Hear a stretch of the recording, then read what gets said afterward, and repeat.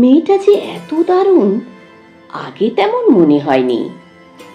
পাড়ায় থাকে, মাঝে মধ্যে আসতে যেতে দেখা হতো। দুটো একটা টুকিটাকি কথাবার্তা, শ্যামলা রঙের, বলা চলে কালো কুৎসিত, দেখতে শুনতে এমন কিছু আহামরি না।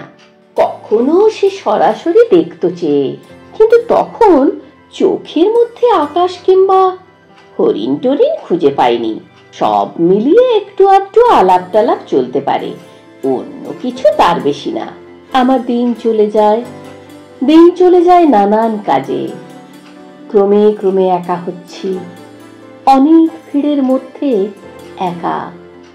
বেশ কিছুদিন আসতে যেতে দেখা হয় না, ভুলেই গেছি। একটা মেয়ে প্রতিবেশী, সে মেয়েটা আছে কি নেই।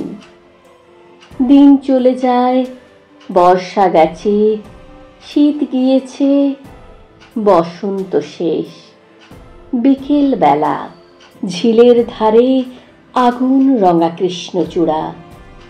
এত আগুন, হঠাৎ ভীষণ ভালো লাগছে। বুকের মধ্যে একটু একটু রবি ঠাকুর নড়ে উঠছে। আমাদের এই গ্রামের নামটি খঞ্জনা, আমাদের এই নদীর নামটি অঞ্জনা।